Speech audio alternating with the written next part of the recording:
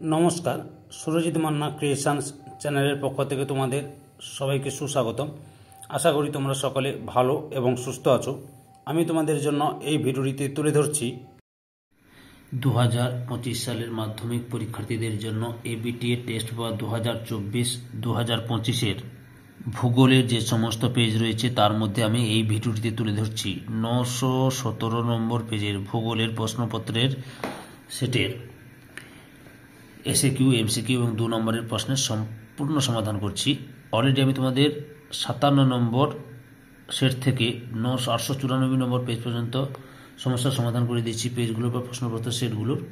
তোমরা ওই ভিডিওগুলো দেখতে চাইলে আমার চ্যানেলের প্লে লিস্টে গিয়ে দেখে নাও, না হলে এই ভিডিও ডিসক্রিপশনে তার লিঙ্ক দেওয়া আছে, ওখানে ক্লিক করেও দেখে নিতে পারো।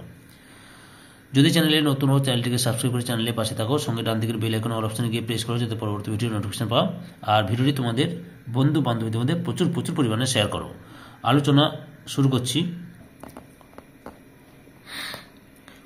বিভাগ কয়ে একের দাগে প্রথম প্রশ্ন, যে প্রক্রিয়ায় ভূমিভাগের উচ্চতার হ্রাস ঘটে তা হল অপশান ক্ষয়ে অবরোহণ।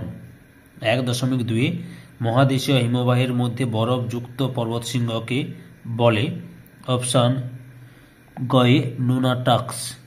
1.3 বায়ুতে ভাসমান ধূলিকণা ছাই ভস্মকে বলে অপশান কয়ে অ্যারোসল। 1.4 বায়ুর আর্দ্রতা পরিমাপক যন্ত্রের নাম ঘয়ে হাইগ্রোমিটার।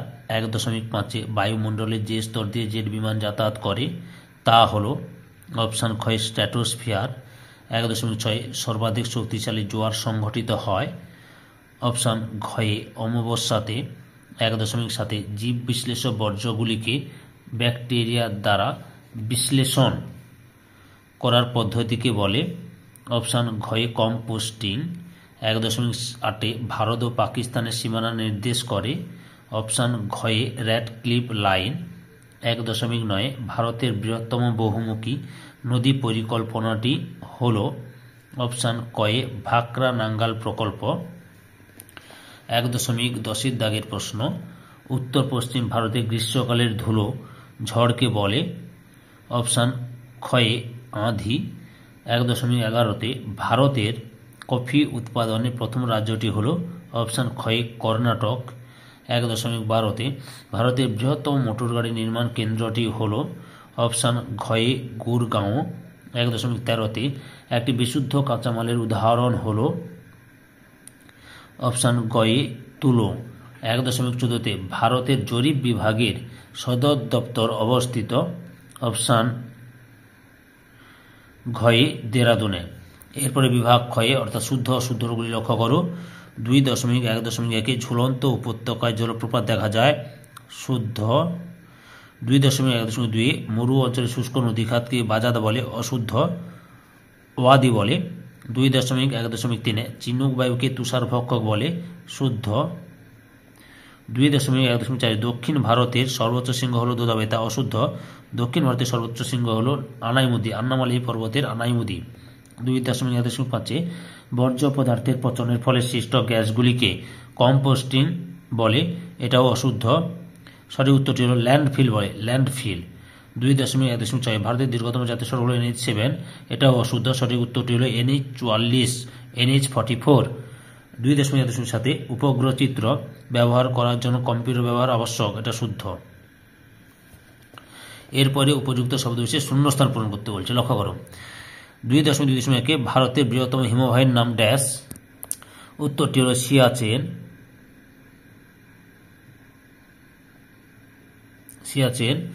তারপরে নদীর গতিবেগ দ্বিগুণ বেড়ে গেলে তার বহন ক্ষমতা বাড়ে ড্যাশ গুণ, 6 4 64 গুণ বা 2 to the power 6। 2.2.3 ভূপৃষ্ঠের সমান্তরালে অনুভূমিকভাবে বায়ু প্রবাহের মাধ্যমে তাপের সঞ্চালনকে ড্যাশ বিকিরণ বলে, অ্যাডভেকশন।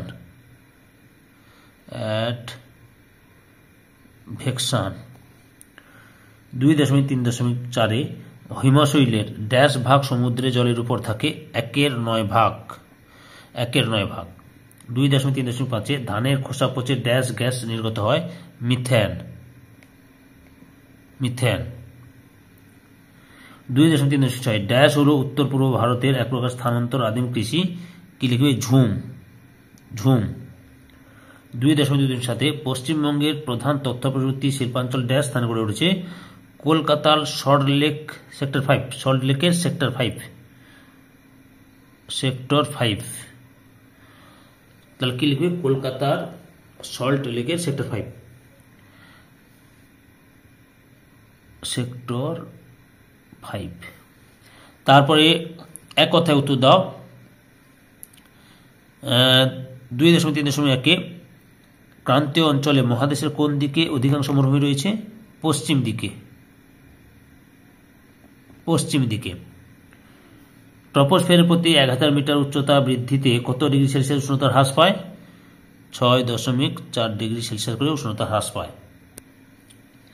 2.3.3 থর মরুভূমিতে অপসারণের ফলে সৃষ্ট গর্তগুলিকে কি বলে? ধাঁধ। ধাঁধ বলে। 2.3.4 জম্মু ও শ্রীনগরকে কোন গিরিপথ যুক্ত করেছে? বানিহাল গিরিপথ। বানিহাল।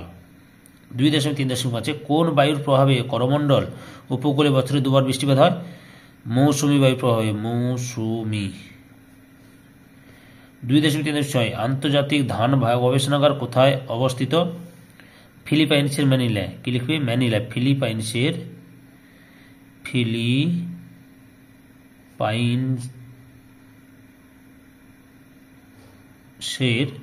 ম্যানিলায়। ম্যানিলায়। ম্যানিলায়। বারবার বলছি কিভাবে? ম্যানিলায়। বুঝতে পেরেছ?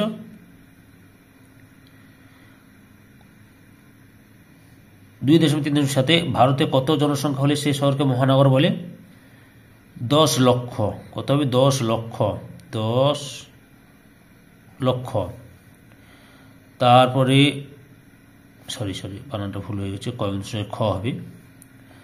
2.3.8 ভূবৈচিত্র্য সূচক মানচিত্রের মিলিয়ন সিটের অক্ষাংশ দ্রাঘিমাংশ বিস্তার কত? 4 degree into 4 degree. 4 degree into 4 degree. বাম দিক ডান দিক মিলানো লক্ষ্য করো। হাইটেক সিটি হবে হায়দ্রাবাদ, ব্রহ্মপুত্র নদ হবে মাজুলি, বৃষ্টি জল সংরক্ষণ হবে তামিলনাড়ু, চিপকো অঞ্চল হবে সুন্দরলাল বহুগুণা। এরপরে লক্ষ্য করো বিভাগ গয়ের 2 নম্বর প্রশ্নের উত্তরগুলো লক্ষ্য করো। 3.1 বারখান কি? এই প্রশ্নের উত্তরটি তোমরা পেয়ে যাবে রায়ান মার্টিন সহায়িকা বইয়ের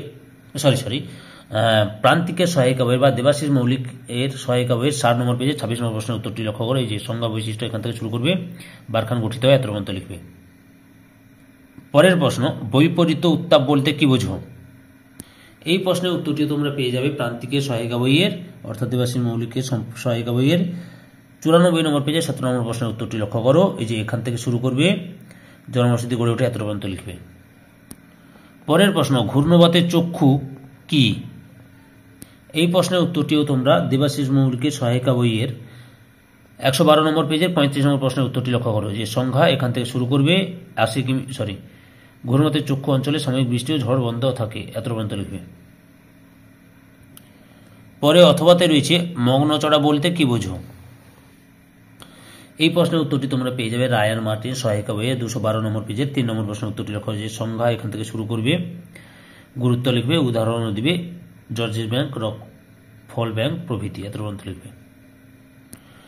3.3 দাগে ভার্মি কম্পোস্টিং কি? এই প্রশ্নের উত্তরটি তোমরা পেয়ে যাবে গৌতম মল্লিকের সহায়িকা বইয়ের 180 নম্বর পেজের 47 নম্বর প্রশ্নের উত্তরটি লক্ষ্য করো। ভার্মি কম্পোস্টিং কাকে বলে? কেঁচোর জীবন চক্র এখান থেকে শুরু করবে, বর্জ্য ব্যবস্থাপনায় মাটি, বায়ু এবং জলের দূষণ খুব একটা হয় না এত পর্যন্ত লিখবে। অথবাতে রয়েছে জৈব গ্যাস বলতে কি বোঝো? এই প্রশ্নের উত্তরটি তোমরা পেয়ে যাবে রায়ান মার্টিন সহায়িকা বইয়ের 448 নম্বর পেজের 18 নম্বর প্রশ্নের উত্তরটি লক্ষ্য। জৈব গ্যাস বা বায়োগ্যাস কি? যে মানুষ ও বিভিন্ন প্রাণীর মলমূত্র এখান থেকে শুরু করবে, বুঝতে পেরেছ? দিয়ে বৈদ্যুতিক আলো জ্বালাতে ব্যবহৃত হয় এত পর্যন্ত লিখবে। পরের প্রশ্ন 3.4 খাদার কি? লক্ষ্য করো খাদার, এই যে সংজ্ঞা এখান থেকে শুরু করবে। আচ্ছা, এই প্রশ্নের উত্তরটিও তোমরা পেয়ে যাবে রায়ান মার্টিন সহায়িকা বইয়ের 341 নম্বর পেজে 9 নম্বর প্রশ্নের উত্তরটি। যে খাদার সংজ্ঞা এখান থেকে শুরু করবে, ডাল প্রভৃতি প্রচুর পরিমাণে চাষ হয় এত পর্যন্ত লিখবে। অথবাতে রয়েছে শস্যাবর্তন বলতে কি বোঝো? এই প্রশ্নের উত্তরটি তোমরা পেয়ে যাবে রায়ান মার্টিন সহায়িকা বইয়ের 386 নম্বর পেজের 22 নম্বর প্রশ্নের উত্তরটি লক্ষ্য করি। যে সংজ্ঞা এখান থেকে শুরু করবে, চাষ হয় ফলে কৃষক লাভের মুখ দেখেন, এত মন্ত্র লিখবে। 3.5-এর দাগে অনুসারী শিল্প কাকে বলে? এই প্রশ্নের উত্তরটি তোমরা পেয়ে যাবে রায়ান মার্টিন সহায়িকা বইয়ের 409 নম্বর পেজের 24 নম্বর প্রশ্নের উত্তর। অনুসারী শিল্প রানশিপ ইন্ডাস্ট্রি কাকে বলে? যেখান থেকে যে কোন বৃহদায়তন, এখান থেকে লিখবে শিল্প গড়ে উঠেছে, এত মন্ত্র লিখবে। বুঝতে পেরেছ?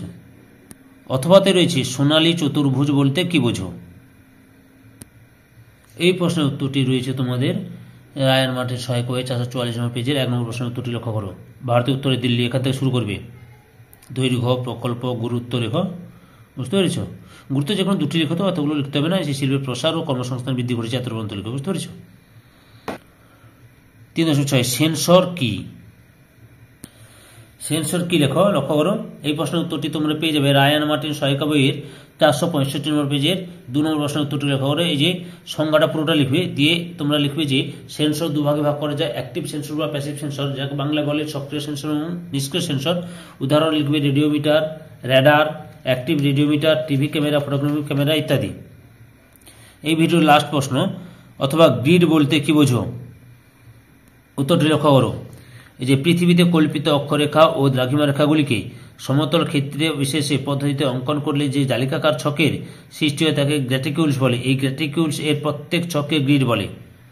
সম্পূর্ণ ভিডিওটি দেখে আমার চ্যানেলের পাশে থাকার জন্য তোমাদের সবাইকে অসংখ্য অসংখ্য ধন্যবাদ।